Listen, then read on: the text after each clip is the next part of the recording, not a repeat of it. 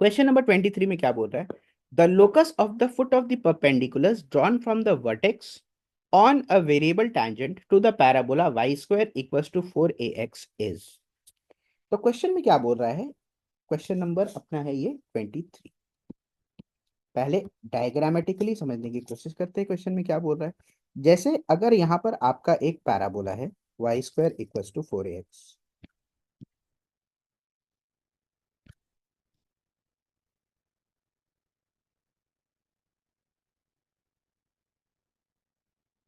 अब बोल रहा है इसके कोई भी वेरिएबल टैंजेंट पे, ठीक है।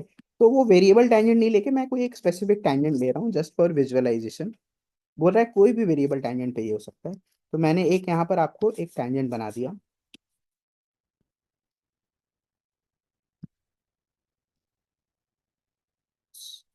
अब बोल रहा है इस वेरिएबल टैंजेंट के ऊपर परपेंडिकुलर वर्टेक्स से बनाया गया। क्या बनाया गया? परपेंडिकुलर से वर्टेक्स बनाया गया। तो आपसे क्वेश्चन में पूछ क्या रहा है? क्वेश्चन में यही पूछ रहा है। अब सिनेरियो ये है, the locus of the foot of the perpendiculars drown from vertex. अच्छा, तो वर्टेक्स मेरा क्या है? 0,0। और मेरे को पता है फर्दर, अगर कोई पैराबोला है y square equals to 4ax, तो उसका टेंजेंट का इक्वेशन क्या होता है? कोई भी टेंजेंट का इक्वेशन होता है टी वाई। ये तो याद रखने वाली चीज है। T y is equals to x plus a t square.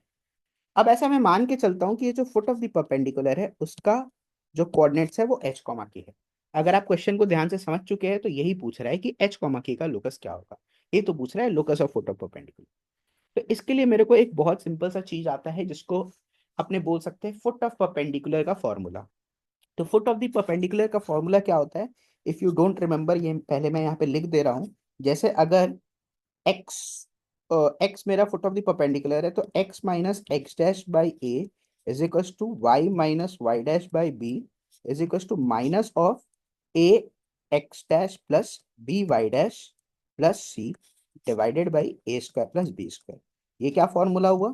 अगर आपको किसी एक point x dash y dash से किसी एक line a x plus b Y plus c equals to 0 पे फुट ऑफ द परपेंडिकुलर बनाया गया है, तो फुट ऑफ द परपेंडिकुलर को अगर अपने एक्स कॉमा वाई ले रहे हैं, तो एक्स कॉमा वाई और एक्स डैश वाई डैश में ये रिलेशन होगा। तो इसी चीज का मैं इस्तेमाल करूंगा। तो इस्तेमाल करने के लिए अपने क्या बोलेंगे कि एच कॉमा के मेरा फुट ऑफ द परपेंडिकुलर है, तो एच माइनस 0 डिवाइडेड बाई, एक बार मैं पहले क्या करता हूँ, लाइन के इक्वेशन को थोड़ा अरेंज कर देता हूँ। तो मेरे पास आ गया t y minus x minus a t square. कुछ नहीं किए, सब चीज को एक तरफ लेकर आ गए। अब मेरा फुट ऑफ द परपेंडिकुलर मान लो एच कॉमा के है, तो what I can say, H minus 0 divided by -1 is equals to K minus 0 divided by T. K minus 0 divided by T is equals to minus of, अब यहाँ पर आप क्या डाल देंगे, 0,0 अगर डाल देंगे तो क्या हो गया, minus a t square divided by, यहाँ पर डिनोमिनेटर में हो गया 1 plus t square. When you operate this, आपको फाइनली h का वैल्यू क्या मिल जाएगा? h will be equals to, just पहला और तीसरे को जब आप इक्वेट करेंगे तो minus a t square divided by t square plus 1 मिल गया। ये अपने को पहला रिजल्ट मिल गया जो कि h का वैल्यू है। h का value is minus a t square divided by t square plus 1। Let's move on to the next thing. अब मेरे को k का वैल्यू यहाँ से क्या मिलेगा? वंस यू कैलकुलेट k का वैल्यू जो आपको यहाँ से मिल जाएगा, that will be minus eighty cube minus eighty cube